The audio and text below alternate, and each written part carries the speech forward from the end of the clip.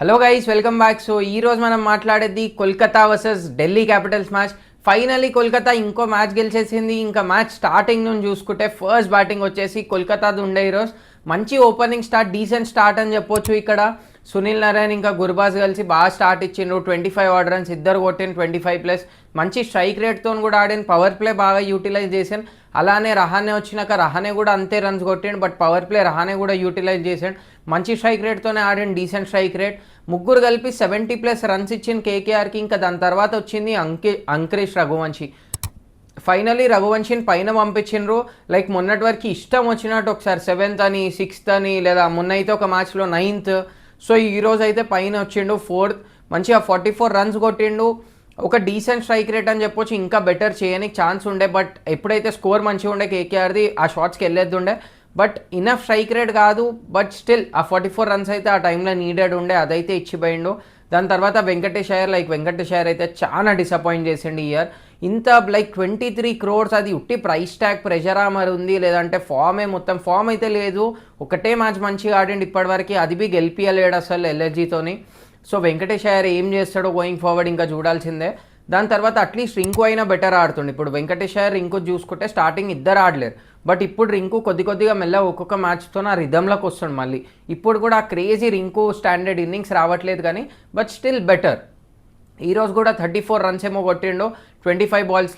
తక్కువనే ఉంది strike rate. But still maybe last వరకు ఆడుంటే, వికెట్ ఇవ్వకపోతే అప్పుడు 20th over వరకు ఆడుంటే ఆ స్ట్రైక్ రేట్ కూడా ఎక్కువ కానీ ఛాన్సెస్ ఉండే. ఇంకో బాగా మంచిగా ఎండింగ్కి వచ్చినప్పుడు ఎలా అయినా మంచి షాట్స్ ఆడతాడు. సో ఛాన్స్ ఉండే.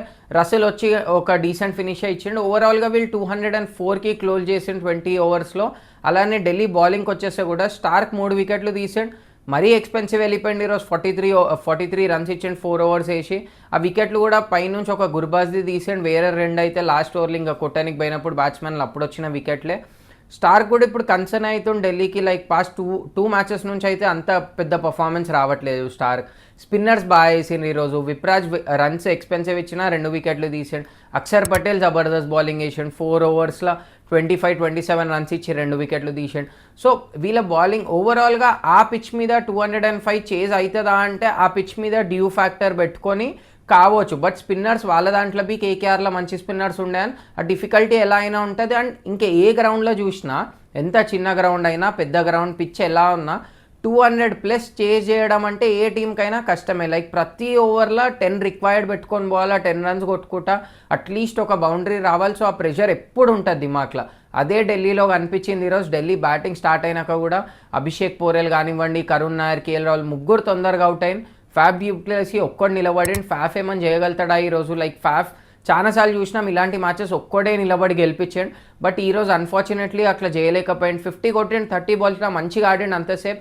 దాని తర్వాత ఆల్ ఆఫ్ సడన్ క్రామ్స్ కూడా వస్తుండే ఫ్యాఫ్కి. మళ్ళీ ఆ last 13 to 15 balls almost run ball ఆడిండు. 10-12 రన్స్ ఏమో కొట్టిండు. అక్కడ ఒక్క బాల్ కరెక్ట్గా టైం అయితే లేకుండా, దానికంటే ముందు అయితే బాగా ఆడిండు. కానీ ఆ టైంలోనే అక్షర్ పటేల్ కవర్ చేసిండు ఆ రన్స్ మొత్తం. అక్షర్ వచ్చిండు బ్యాటింగ్. అక్షర్కి ఇన్ఫ్యాక్ట్ ఫస్ట్ ఇన్నింగ్స్ అయితే అప్పుడు ఫీల్డింగ్లో చెయ్యికి బాల్ దాకిండే. అప్పటి నుంచి కొద్దిగా డిస్కంఫర్ట్లో ఉండే. బ్యాటింగ్లో కూడా అలానే ఆడిండు. బట్ స్టిల్ బ్యాటింగ్ అయితే మంచిగా చేసిండు. ఆ డిస్కంఫర్ట్ పెట్టుకొని కూడా చెయ్యి మీద మంచి బ్యాటింగ్ ఆడండి ఈరోజు. ఒక రేంజ్లో ఆడుతుండే. ఇన్ఫ్యాక్ట్ అక్షరే కొట్టిండు ఆ మధ్యలో రన్లు మొత్తం. ఫ్యాఫ్కి ఇనఫ్ స్ట్రైక్ కూడా రాలే. వచ్చినప్పుడు కూడా ఫ్యాఫ్ మ్యాక్సిమం ఆ సింగిల్ ఇచ్చేసి మళ్ళీ నాన్ స్ట్రైక్ ఎండ్లోకి వెళ్ళిపోతుండే అక్షర్ హిట్టింగ్ స్టార్ట్ చేసినప్పుడు. బట్ సునీల్ నారాయణ్ వచ్చిండు. అది మంచి బాల్ అయితే లేకుండే, షార్ట్ పిచ్ బాల్ ఉండే, బౌండరీ బాలే. అది మిస్ అయిపోయి అక్షర్ అవుట్ అయిపోయింది. అక్కడ స్టప్స్కి వేసిండు golden delivery. Sunil Narayan Jabardasth ball వేసిండు ఆడ స్టప్స్కి అయితే. ప్యాడ్స్కి దాకి బోల్డ్ అయిపోయిన స్టప్స్. అలానే ఫాఫ్ వికెట్ కూడా సునీల్ నారాయణ తీసిండు. సో సునీల్ నారాయణ్ అయితే నిజంగా నెక్స్ట్ లెవెల్ ప్లేయర్. అసలు ఇన్ని ఇయర్స్ అయినాక కూడా ఇంకా సునీల్ నారాయణని కొట్టడానికి, రీచ్ చేయడానికి బ్యాట్స్మెన్ స్ట్రగుల్ అవుతారు. ఒక మ్యాచ్లో ఇన్ఫ్యాక్ట్ ఈ ఇయర్ అన్నా కొంచెం అటాక్ చేస్తుంది సునీల్ నారాయణ్. లాస్ట్ ఇయర్ వరకు అయితే హార్డ్లీ 30+ రన్స్ గీయడమే చాలా రేర్ ఉంటుండే నారాయణది. 24 overs వేస్తుండే, ఎకనామికల్ ఉంటుండే. 1-2 వికెట్లు అయితే ఎట్లానే తీసేస్తుండే. జబర్దస్త్ బౌలర్ నరేనే. ఇన్ఫ్యాక్ట్ ఈరోజు మ్యాచ్ కూడా టర్న్ చేసింది కేకేఆర్ కోసం అయితే. అండ్ ఆల్సో ఇంకా దాని తర్వాత డీసీకి చూసుకుంటే బ్యాటింగ్ స్టప్స్ అవుట్ అయినాక ఆశుతోష్ శర్మ ఇంకా కింద చూసుకుంటే ఆశుతోష్ శర్మ ఈరోజు ఏమైనా ఫినిష్ చేయగలుగుతాడా అనుకుంటే మ్యాచ్ అయితే ఇంకా ఆనే ఉండే. లైక్ డీసీకి ఛాన్స్ ఉండే, మ్యాచ్ 10 రిక్వైర్డ్ ఉండే. వీళ్ళు అప్పటి వరకు అక్షర్ ఆడినంతసేపు కూడా ఆ 10 పెట్టుకునే పోయినరు. Run rate almost current run rate 10 ఉంటే రిక్వైర్డ్ 10.5 11 అట్లనే ఉండే. సో మ్యాచ్ అయితే ఇంకా వీళ్ళ చేయిలు ఉండే. లాస్ట్ వరకు వికెట్స్ ఇన్ హ్యాండ్ ఉంటే అయితే చేజ్ చేయడానికి ఈజీ చేజ్ ఉంటుండే ఢిల్లీ. బట్ పైనుంచి వికెట్లు అదే ఎప్పుడైతే మధ్యలో అక్షర్, స్టప్స్ ఇంకా ఫాఫ్ ముగ్గురు ఒక 2-3 ఓవర్ గ్యాప్లోనే అవుట్ అయిపోయిన ముగ్గురు. సునీల్ నారాయణ ముగ్గురిది తీసాడు. ఇంకా ఆశుతోష్ వచ్చిండు, ఫస్ట్ ఒక ఎల్ఎల్జీ మ్యాచ్ గెలిపించిండు వీళ్ళకి. ఆ రోజు కూడా ఇన్ఫ్యాక్ట్ ఆశుతోష్ మెల్లగా ఆడేటప్పుడు విప్రాజ్ వచ్చి కొట్టిండు, విప్రాజ్ అటాక్ చేసిండు. విప్రాజ్ అవుట్ అయినాక ఆశుతోష్ మళ్ళా కొట్టిండు. సో ఈ రోజు కూడా ఆశుతోష్ ఏం పర్ఫార్మెన్స్ రాలే. ఈ ఇయర్కి లాస్ట్ ఇయర్కి చూసుకుంటే అయితే లాస్ట్ ఇయర్ పంజాబ్కి ఓడిపోయిన మ్యాచెస్లో కూడా క్రేజీ పర్ఫార్మెన్స్ ఉండే ఆశుతోష్ది. బట్ ఈ ఇయర్ అది మిస్సింగ్ ఉంది. ఈ రోజు కూడా అన్ఫార్చునేట్లీ పేసర్స్ని అయితే కొడతాడు ఆశుతోష్, కానీ స్పిన్నర్స్ రాగానే చాలా స్ట్రగుల్ అవుతాడు. ఈ రోజు కూడా వరుణ్ చక్రవర్తి రాగానే రివర్స్ కొట్టడానికి పోయి క్యాచ్ అవుట్ అయిపోయాడు. ఇంకా దాని తర్వాత విప్రాజ్ వచ్చిండు. విప్రాజ్ లాస్ట్ వరకు ట్రై చేస్తుండే, ఆల్మోస్ట్ 200 స్ట్రైక్ రేట్తో ఆడాడు, మంచిగా ఆడాడు. ప్రతి బౌలర్ని అటాక్ చేయడానికి పోయింది. బట్ అది సరిపోలేదు ఎట్లయినా. At the end of the day 14 రన్స్తోని కేకేఆర్ మ్యాచ్ గెలిచేసింది. అండ్ కేకేఆర్ బౌలింగ్కి కూడా వస్తే వరుణ్ చక్రవర్తి రన్స్ ఇచ్చినా వికెట్లు తీసిండు. అనుకుల్ రాయ్ మంచిగా ఎకనామికల్ ఉండి ఒక వికెట్ తీసిండు. సునీల్ నారాయణ్ వికెట్స్ తీసిండు. సో వీళ్ళ స్పిన్ ట్రియో అయితే జబర్దస్త్ నడిచింది ఈరోజు. ఆ పిచ్ కూడా కొంచెం స్పిన్నర్స్కి అయితే హెల్ప్ ఉండే, బట్ అటాక్ చేసే స్పిన్నర్స్ని కూడా కొట్టడానికి ఛాన్సెస్ ఉండే. ఇక్కడ నుంచి వీళ్ళు ఎప్పుడైతే వికెట్స్ పోయినాయి ఇంకా అప్పుడైతే మొత్తం డామాడౌల్ అయిపోయింది డీసీ పైనుంచి వికెట్స్ పోయినాయి, మధ్యలో పార్ట్నర్షిప్ అయింది. బట్ మళ్ళీ లాస్ట్లో కూడా ఫినిష్ చేయలేరు. సో ఓవరాల్గా మ్యాచ్ ఇప్పుడు పాయింట్స్ టేబుల్ చూసుకుంటే డీసీ లాస్ట్ 4 మ్యాచెస్లో ఒకటే మ్యాచ్ గెలిచింది. ఏడైతే డీసీ టాప్ ఫస్ట్ ప్లేస్ లేదంటే సెకండ్ ప్లేస్లో ఫినిష్ చేస్తారు వీళ్ళు అనుకుంటే, ఇప్పుడు ఆల్ ఆఫ్ సడన్ 4 మ్యాచెస్లో ఒక్కటి ఓడిపోయింది. ఇప్పుడు నెక్స్ట్ అయ్యే 4 మ్యాచ్లలో మినిమం 2 అయితే గెలవాలి.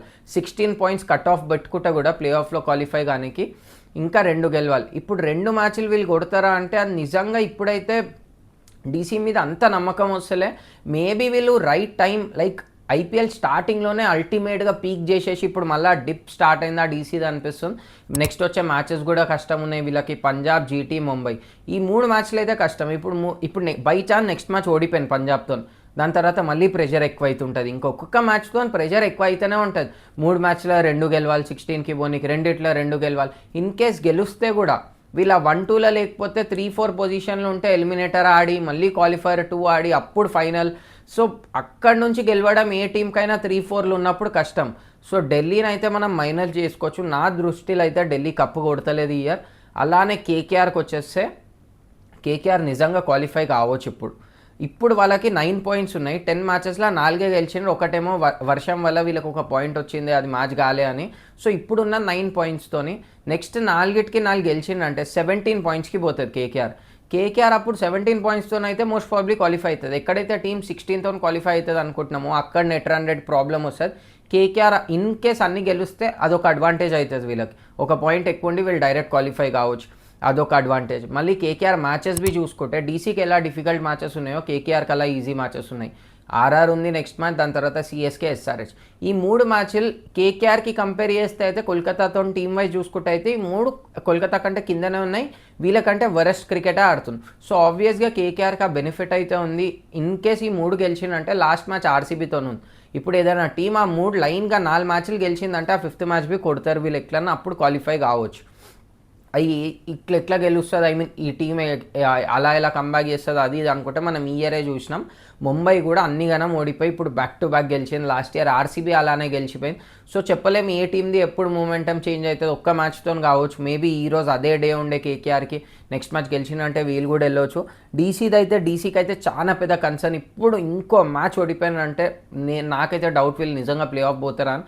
అది ముందు కూడా డీసీతో చూసినాం మనం, గెలుస్తారు ఒక్కసారి ఓడిపోగానే దందన్న కిందికి వచ్చేస్తారు. లాస్ట్ ఇయర్ ఆర్ఆర్తో చూసినాం, స్టార్టింగ్ ఆర్ఆర్తో కూడా ఇదే అయింది లాస్ట్ ఇయర్.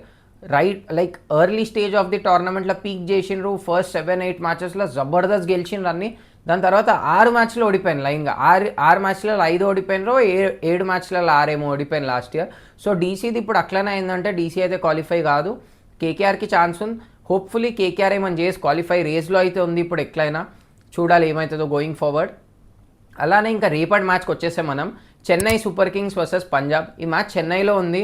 ఈ మ్యాచ్ నేను అనుకునేది అయితే లైక్ ఈ ఆబ్వియస్గా పంజాబ్ ఎట్లయినా ఫేవరెట్స్ ఈ మ్యాచ్కి. ఇంకా లాస్ట్ 6-7 మ్యాచెస్ చూసుకుంటే Chennai versus Punjab almost 5 or 6 matches గెలిచింది. ఒకటే అనుకుంటా సిఎస్కే గెలిచింది వాళ్ళ మీద లాస్ట్ 6-7 మ్యాచెస్లో. సో రేపు ఫేవరెట్స్ పంజాబే, కానీ నా ప్రెడిక్షన్ అయితే CSK, just because RR underdog team ఉండే గెలిచింది, కేకేఆర్ అండర్డాగ్ టీం ఉండే గెలుస్తుంది. రేపు మేబీ సిఎస్కే గెలిచిందంటే ఆటోమేటిక్ పాయింట్స్ టేబుల్ హల్చల్ స్టార్ట్ అయితే జబర్దస్త్ మజా వస్తుంది. ప్రతి టీంకి ఆ 3rd ఇంకా 4th స్పాట్ కోసం ఆ లాస్ట్ వరకు మళ్ళీ టోర్నమెంట్ పోవాలా, ఏ టీం క్వాలిఫై అవుతుంది ఏ టీం కాదని చెప్పి చూడాలి. రేపు ఏమవుతుందో మీ ప్రెడిక్షన్ ఏంటో కూడా కమెంట్ చేయండి. అలానే ఈ వీడియో నచ్చితే please do like, share and subscribe.